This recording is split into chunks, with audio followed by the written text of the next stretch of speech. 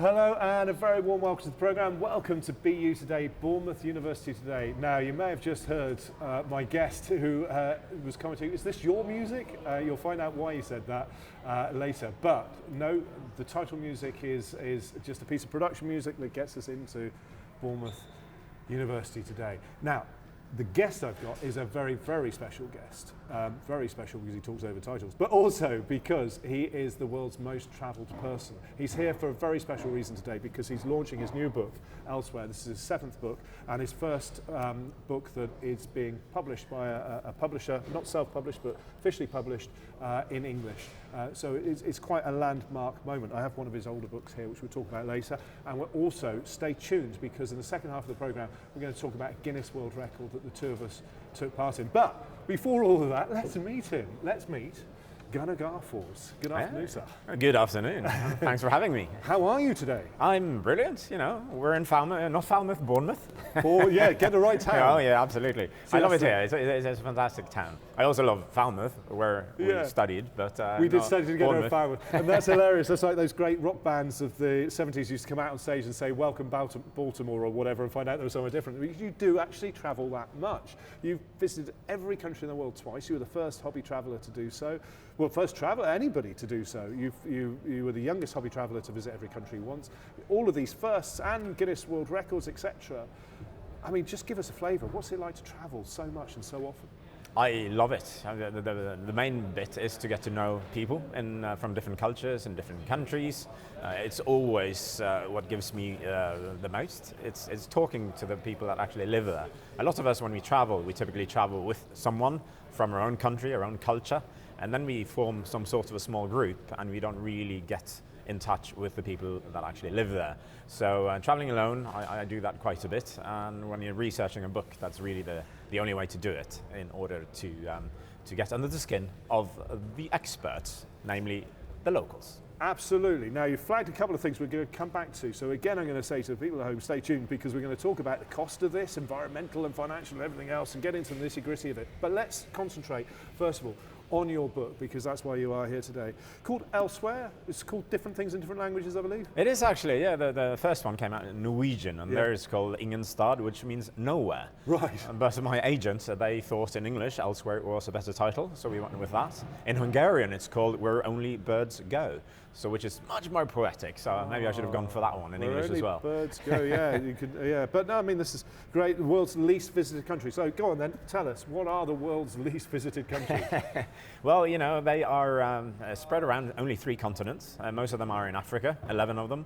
6 of them are in Oceania, in the Pacific, and the last 3 are in Asia. Right. So you can kind of divide them in 2. Either they are small or unknown with poor transport possibilities, typically small islands, or they are in conflict or at war, which makes a lot of people quite reluctant to go there for natural reasons. Yes, but of course you go anyway. Well, you know, there's always somewhere safe, or almost always somewhere safe, even in a war zone. So I'm not a war chaser. I never go to the front line or anything like that.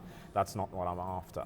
So I'm after speaking to people that actually live there and trying to get an understanding of their backgrounds and their cultures. Don't have normal everyday experiences like anybody else. You know, people still live in these places, absolutely. Now, before we go any further, we do actually have your publisher, your English publisher. Oh, that's scary. I interviewed him yesterday.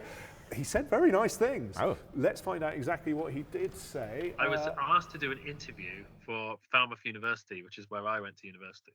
And they wanted to do an alumni interview where they just interview people from the past who have been to the university. And they wanted to do one with me because I was in the military before I joined the university. I've survived a stroke since. I've been awarded a medal, loads of different things. It was quite an interesting, far-reaching thing. And when I looked through, I was just curious, what other alumni does the university have? And I discovered Gunnar had gone to the same university as me. And I looked it up, and I was just like spellbound by everything he does and his journey and his work and all of that. So I got in touch and we started speaking. And then in very Gunnar fashion, Gunnar came over to Aberavon here in West Wales. I was just like, I'm going to pop over. And then the next thing you know, he's here, which is fine because sometimes I will WhatsApp him and he'll be like, oh, good. At the moment, I'm in the Democratic Republic of Congo or I'm in Mauritius or whatever. He just travels. And then we started talking from there. And we grew a publishing relationship out of that. And is this the first book that you've published with Gunnar, or? Yeah. This is the first one. There's because he's so um, hyper talented. I think is a nice way to say. So hyper talented. He's always got new books and new ideas and new things in the works. But this is the one we decided to go for first, and it had been kind of self published before, but it's nice to put it out in a more traditional publishing model to try and give it some more push and allow it to have a bigger reach. Hyper talented. I paid him a lot to say that, actually. You must have done. That's awesome. Lovely. And he also, there's a few other things he said there. He said very Gunnar fashion. I'm very aware of that. Pop over. You do seem to do that on your way to South Sudan. You popped in once to me.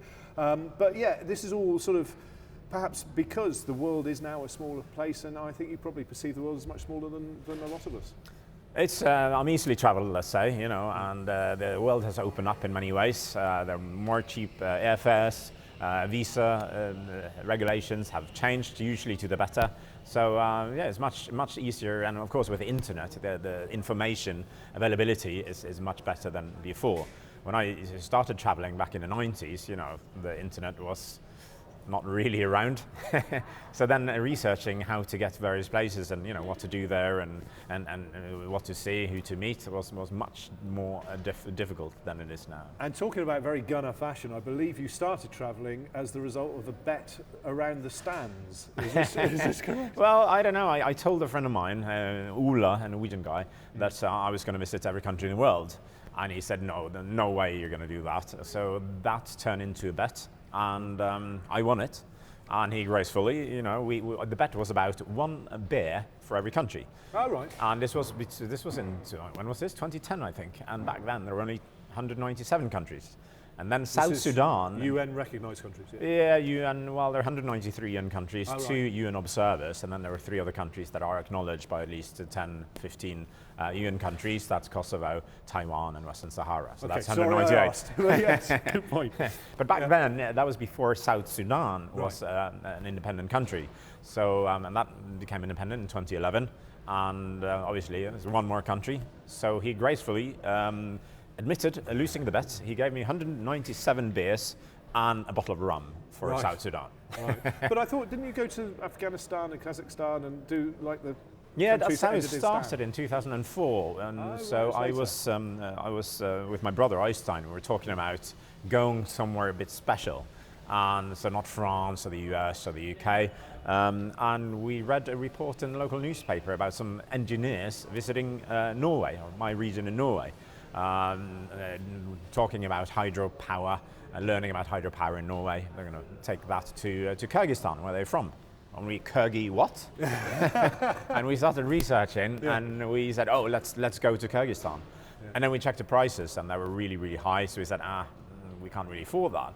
And this was a weekend, back at work on Monday. This was before smartphones, so you didn't really check your emails over the weekend. On Monday morning in the office, I see an invitation.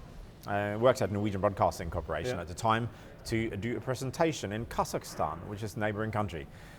Exactly at the same week, we were planning to do this, initially. And my brother, he was a teacher then, so it was an autumn holiday, and it just fit perfectly. So I called him and I said, "You're not going to believe this, but I've been invited to do a talk. They're going to pay my trip, so I'll pay half of yours." And suddenly it was affordable, and we went. Amazing. Did you meet Borat? I am Borat. You are, to a large extent, you are indeed Borat. That foreigner in a strange land type syndrome. Wonderful. So let's get back to the book, though, because we're moving off subject a little bit. This is the least visited countries. Now, I know, again, I've got another quote from your publisher. Let's have a little listen to him just to frame up where he sees this coming from. No, I think with the book, I think one of the most interesting things for me, and it might be interesting for other people, is that North Korea isn't on there. Because that's the thing people always expect North Korea to be the least visited country in the world, but it's not. And I think that opens up the facet of why Gunnar has done this as well, is because it sort of negates a lot of stereotypes and assumptions and presumptions about the world that we have. And because I would have assumed it was on there, and it's not. And I think by reading through this, because there's a lot of these least visited countries that look absolutely splendid, and I think there's an assumption that these countries must be war torn and struggling and dictatorships and all that. And in his intro, Gunnar specifically advocates against that and says it's not necessarily, that's not the reason it's the least visited countries. And I think hopefully it will lead to a more open-mindedness about travel, which would be lovely to see. Yeah, and I mean, that's exactly what I thought. Least visited countries, that's got to be all war zones and some terrible places people don't want to go, but not necessarily true. No, absolutely not. A lot of island nations with stunning beaches, great surf, really, really friendly people, good food, etc., It's a hard life. It's a hard life, somebody has to do it. So. Yeah. But yeah, you have in Oceania, in the Pacific, there are 6 countries there. There are among the 20 least visited. You have Sao Tome and Principe, it's an African island country. So is Comoros. So no, you have some really fantastic places. Then again, you have some war-torn countries as well, unfortunately. It's never nice to experience a country at war and the trauma that follows that. But there are currently over 80 wars around the world. So, this is and part of life. As you said, you don't have to go to the front line when you go to a war-torn country. War-torn countries are big areas with a range of people, and there are people having everyday lives. Absolutely, yes. And so I'm not a war chaser. I'm never going to the front lines. But typically, there will always be a place where you can actually go in a country at war, or you have to wait the war out. That's another option. You have to think about, if you go to a country at war, they might be lacking food, water and everything. So traveling then as a tourist for your own good and then taking out of their resources is probably not what you really should do. So quite often it's good to wait a war out. And I suppose we are going down that road of now thinking, well, hang on, if you're traveling the way you are, maybe you are just ticking boxes to a certain extent. But actually, before we talk about that, let's have a look at our Guinness World Record and a little trailer for it, Continent Run. Continent Run, 5 continents in just one day. Istanbul is a city famous for being on 2 continents, and a lot of tourists come here to visit those 2 continents in the same day. That'd be too easy, so I'm going to visit 5 countries on 5 continents in the same day. Do you want to find out which ones? Follow me.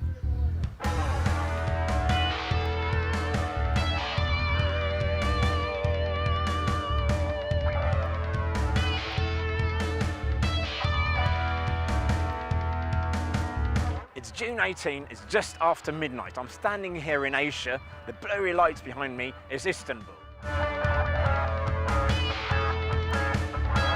This very fascinating city is very well known for 3 things.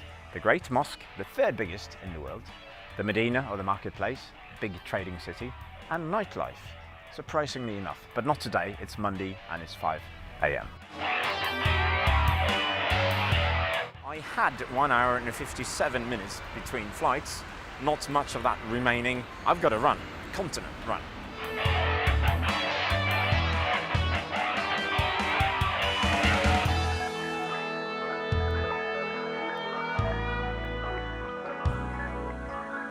I am going to test the water before we run off to the airport to get to continent number 5. We're running out of time. Check in 20 minutes.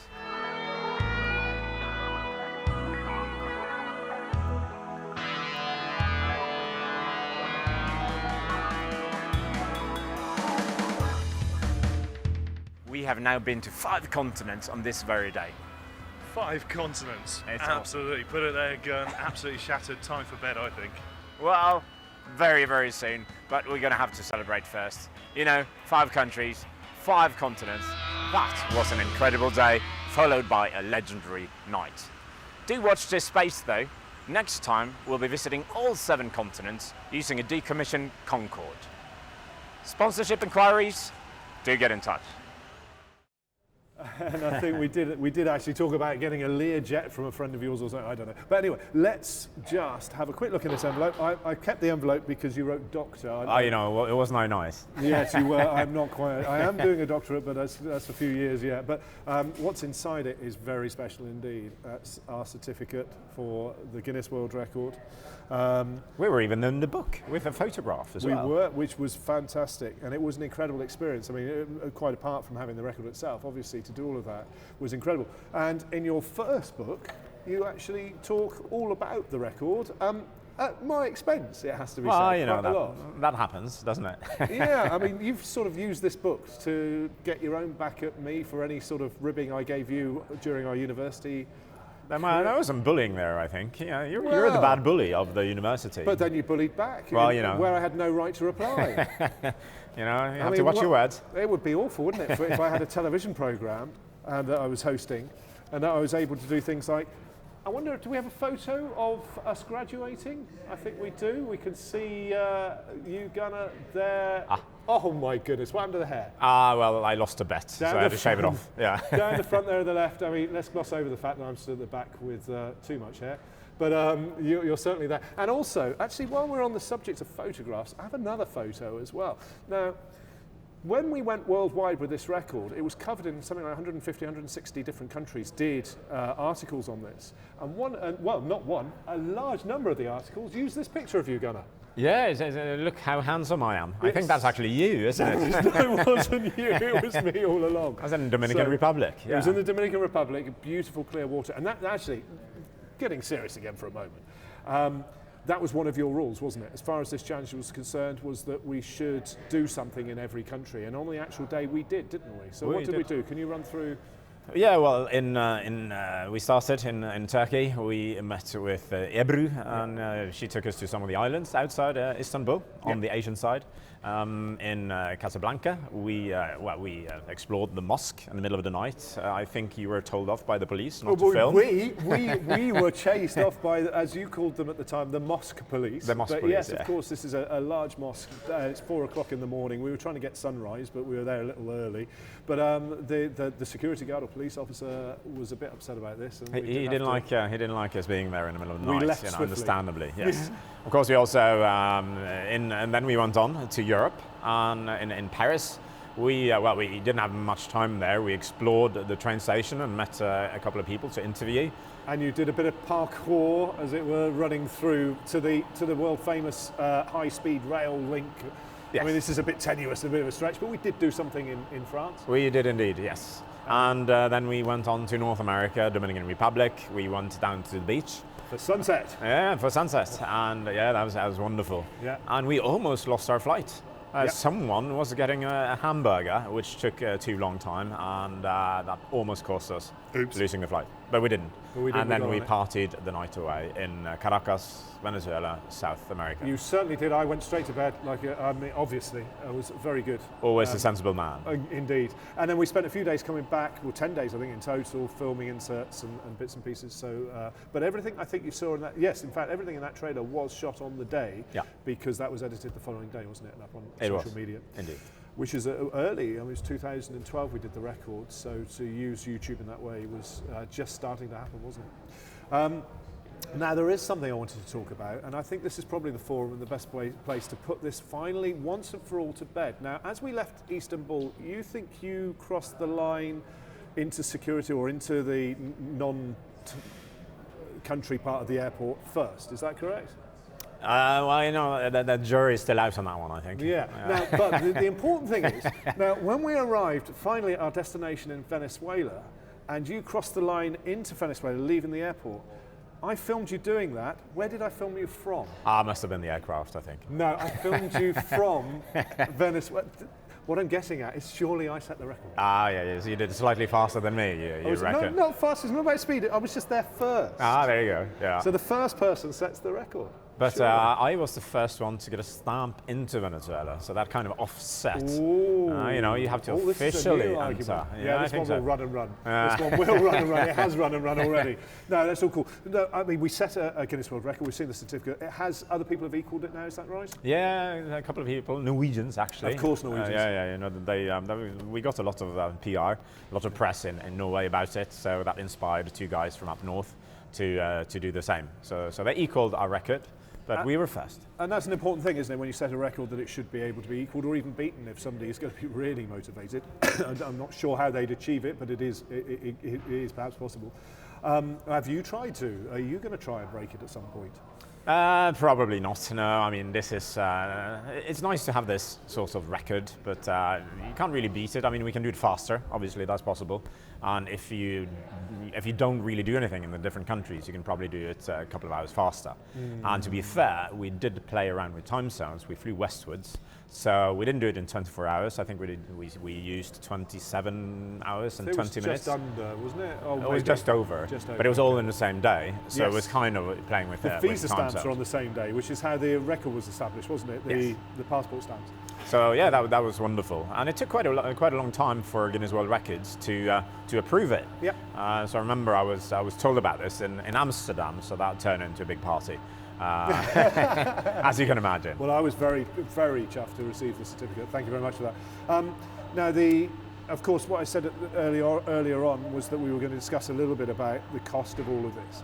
And I remember we did do this in Venezuela at the top of the mountain as well, which I've got on interview somewhere, a lovely video interview. But you do have a few things to answer here, because the environmental cost, yes, is of travel, but there's things to offset that. How do you feel now about people saying, well, why are you doing all this travel and what are you causing to the planet? No, I think you have to look at the whole picture. Yes, traveling does cause CO2 emissions. So does a lot of other things, and we have the plane shame phrase that's been popular the last few years, to just point at one industry and reducing the climate impact in one industry is really not going to help the planet much. I mean, aviation accounts for 2% of all climate emissions in the world. Even if we stop flying tomorrow, we outlaw flying, which is totally unrealistic, but let's say we did. That would then cut emissions by 2%. We should rather try to cut emissions by, let's say, 30 to 50% within aviation, within textile productions, within normal transport, I mean land-based transport, within all Food fields in the world. Etc. Absolutely. And I guess at the end of the day, you are trying to minimise your flights in that you will fly the long haul and then travel land. Yes, as much as possible, and it's a much better way to see various places, is to travel and also to meet people, locals. You travel by bus or a scooter or a tuk-tuk or a camel or even cargo ships or whatever, trains, buses. You get in touch with people, you see more, and it's all about exploring each and every country. It's not about ticking them off. Some people do that, and I mean they even count visiting a country having only been to the airport, but what's the point really in doing so? I know you have those stories, but we just don't have time to talk about here. Some incredible stories and machine guns and all sorts of things and threats and blah blah blah. But incredible experiences that you've done. I suppose the other thing that most people would assume is that, and I know you're absolutely loaded and a billionaire, but that is actually not really the case, is it? No, it's not. No, I probably could have been if I didn't travel. Could have been rich, but no, I don't. I've been working for over 20 years for Norwegian Broadcasting Corporation back in Oslo, making a normal salary. Now I'm only doing books and presentations to make a living. And it is now your living, and your book is your living. And if anybody wants to get this book, they can do so. They can buy it online. They can buy it from good bookshops. And all the publisher's website was? Yes, Broken Sleeper Books in Wales. In Wales, yes. So please do look at getting this book. And perhaps, there are other older books that are around as well, although I wouldn't recommend this one because you're being slagged off in it. Yeah, exactly that. But thank you very much, everybody, for watching. It's been glorious to have Gunnar here and to talk about his new book, and fantastic. So thank you much for watching, and see you again another time. And of course, hopefully we'll get you here again at another point as well for perhaps your next book. But for now, from us and the team here at BU Today, goodbye.